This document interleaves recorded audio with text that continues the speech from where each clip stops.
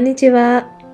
මම කියලා දෙන්න යන්නේ රස කෑමක් හදන විදිය ජපානයේ තියෙන දේක් පාවිච්චි කරලා ලංකාවේ කෑමක් හදන හැටි බලන්න මොකද්ද කියලා. පේනව නේද?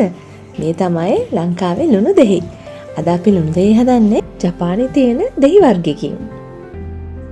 ඒ තමයි යුසු. දැන් ඉතින් යන්නේ යුසු කාලෙනේ. අපි බලමු අද කොහොමද යුසු වලින් ලංකාවේ විදියට ලුණු දෙහි හදාගන්නේ කියලා.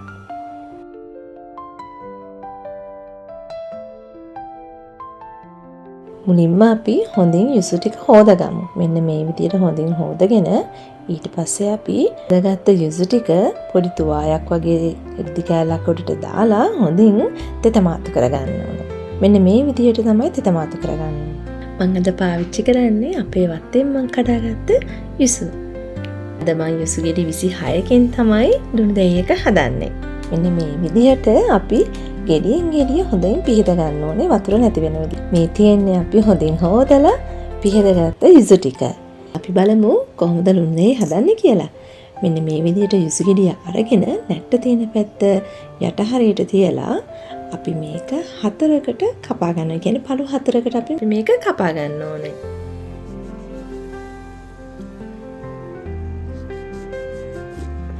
මෙන්න මේ විදිහට තමයි කපා ගන්න ඕනේ. ඒ කියන්නේ සම්පූර්ණ කැපෙන විදිහට කපන්න නරකයි. යටපැත්ත පොඩ්ඩක් ඉතුරු කරලා තමයි අපි කපන්න ඕනේ. මෙන්න මේ විදිහට ඔක්කොම යුසු ටික මම අද පාවිච්චි කරන යුසු ප්‍රමාණයට ඔක්කොම ටික මේ විදිහට කපා ගත්තා.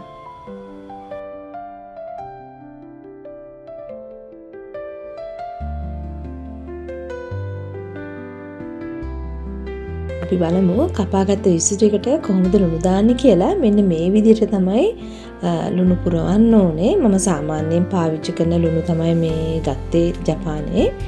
ඒ කියන්නේ අර සාමාන්‍යයෙන් ලූස් වගේ නිකන් පැකට් එකේ විකුණන තියෙන මේ ලුණු තියෙන්නේ. අන්න ඒවා තමයි මම ගත්තේ. කඩේ තියෙන විකුණන නිකන් ප්ලාස්ටික් බෑග් එකකට බෑග් එක වලට දාපු විකුණන චුට්ටක් විතර ලුණු කැටිය චුට්ටක් විතර ලුණු කැට ප්‍රමාණය පේනවා. අන්න ඒ ලුණු එක තමයි මම පාවිච්චි කරේ. මේ ලුණු පුරවන්නේ මගේ පොඩි පුතා. එයා ඉතින් මගේ වීඩියෝස් වල හැම එකටම මගේ පොඩි දේවල් වලට සහභාගී වෙනවා. ඉතින් අද එයා කිව්වා එයාට මේක කරන්න ඕනේ කියලා. එයා තමයි අද මේ පිරවන්නේ. මේ විදිහට තමයි අවසාන විදිහට අපිට පේන්නේ ලුණු පිරවුවට පස්සේ. ඒ කියන්නේ මෙන්න මේ ගානට ලුණු ටික පුරවලා අපි මේක අවුවෙන් තියන්න ඕනේ. අපි බලමු එහෙනම් දවස් කීයක් විතර මං අවුවෙන් තියනවද කියලා. මේ තියෙන්නේ පළවෙනි දවස. මේ තමයි පළවෙනි දවසේ ඔයගලන්ට පේනව නේද තියෙන විදිහ. මේක මම හැදුවේ මේ අවුරුද්දේ ජනවාරි මාසේ. ඉතින් උදේවරුට විතරයිනේ අවුව තියෙන්නේ. ඔන්න දැන් තියෙනවා දවස් 3ක් ගියාට පස්සේ තියෙන විදිහ. චුට්ට ලුණු ටික දිය වෙවි, හයි වෙවි, චුට්ට ඒක ටික වේලෙන්න ගන්නවා. මේ විදිහට දවස් 5. එන්නුනේ තියෙන දවස් 5කට පස්සේ තමයි මම ලුණු දෙහි ටික හදන්න ගන්නේ. ඔන්න දැන් බලමු කොහොමද අපි ලුණු දෙහි ටික හදාගන්නේ කියලා. ඒකට අපිට අද ඕන වෙනවා යුසු ගෙඩි 26ක් මම පාවිච්චි කරනවා. ඒ 26ට හරියන්න යුස කප්ස් දෙකක් ඕන වෙනවා. ඒ වගේම විනාකිරි කප් එකක් ඕන වෙනවා. සහ සීනි මෙතන මම අරන් තිනවා මේ සැඳි දෙකක්. ඊට පස්සේ මෙන්න මේ වගේ මැටි ඇතිලියක් ඕන වෙනවා අපිට මේක හදන්න. නබේ එකක් තමයි මම පාවිච්චි කරන්නේ. මෙතන යුසු ගෙඩි 26ක් තියෙනවා. ඉතින්ලාම අපි දානවා විනාකිරි කප් එකක්. ඊට පස්සේ අපි මේකට දාගන්නවා සීනි මෙතන මම දානවා මේ සැහැදි දෙකක්. ඊට පස්සේ අපි මෙතනට දානවා මේක හොඳින් කවලම් කරගන්න ඕනේ. ඊට පස්සේ අපි මෙතනට දානවා කෑලි මිරිස් ටිකක්. මේ තියෙන්නේ මම මෙතන ඇත්තටම දාගත්ත මේ සැහැදි එකක් විතර. ඔයගලගේ රස අනුව සැර අනුව ඔයගොල්ලෝ වැඩියෙන් දාගත්තත් අඩුවෙන් දාගත්තත් ප්‍රශ්නයක් නැහැ. ඊට පස්සේ අපි මෙන්න මේ විදිහට අර ඇලවිලා තියෙන ලුණු ටික අයින් කරගන්න ඕනේ. ඒ කියන්නේ හොඳටම අයින් කරගන්න එකක් නෙමෙයි. මෙන්න මේ විදිහට අර කැටි ගහලා තියෙන ලුණු ටික අපි කඩලා අයින් කරගන්න ඕනේ.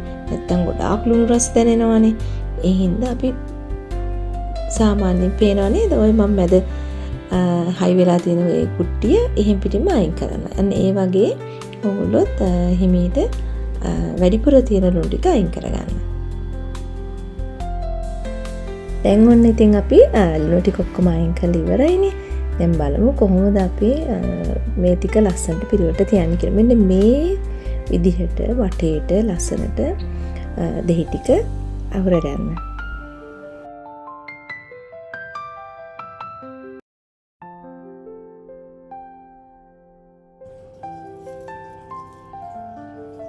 ඔන්න දැන් අපි තියලා ඉවරයි. ලස්සනට තියලා ඉවරයි. දැන් ඔන්න ගින්දර සාමාන්‍ය මධ්‍යම ප්‍රමාණයට ගින්දර දැම්මම ඇති.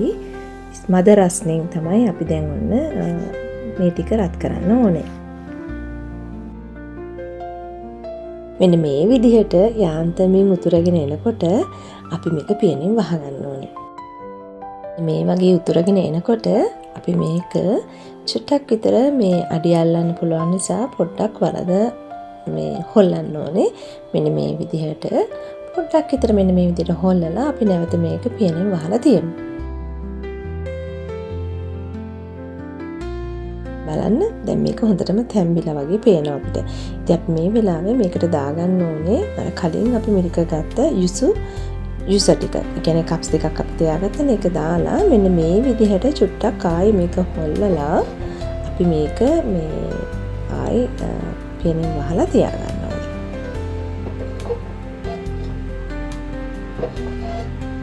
දැන් අපි අඩු ගින්දරේ තමයි මේක තඹ ගන්න ඕනේ. ඔන්න දැන් බලන්න ටික වෙලාවක් ගියාට පස්සේ මෙන්න මේ වාගේ ගානට මේක උතුරලා තැම්බිලා තියෙනවා. පේනව නේද? තව චුට්ටක් අපි මේක තියන්න ඕනේ. තාම හිඳිලා මදි. අපි තව චුට්ටක් මේක හිඳනකන් තියාගමු.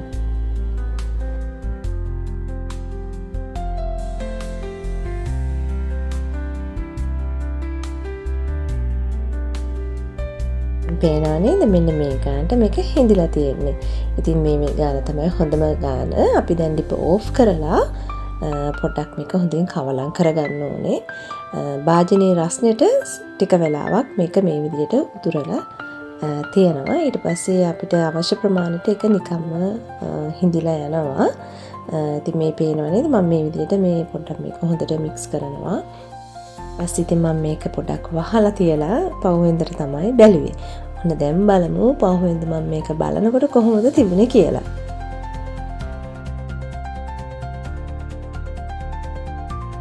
ඔන්න ඉතින් පේනවා නේද?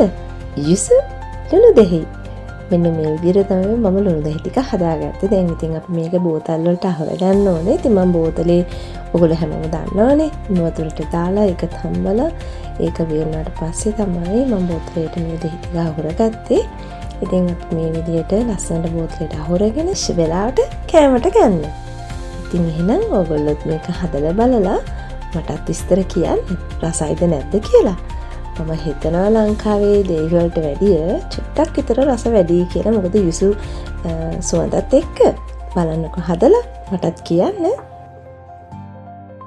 ඔන්න එහෙනම් යුසු ලුණු දෙහි හදලා ඉවරයි. ඔයගොල්ලොත් මට බලන්නකෝ කියන්නකෝ හදලා ඉවරනාට පස්සේ කොහොමද කියලා. එහෙනම් ඔයගොල්ලෝ හැමෝටම අරිගාතෝ ගොසයිමස්ටා. ඊළඟ වීඩියෝ එකෙන් නැවත හමු වෙනකන් හැමෝටම සුබ දවසක්.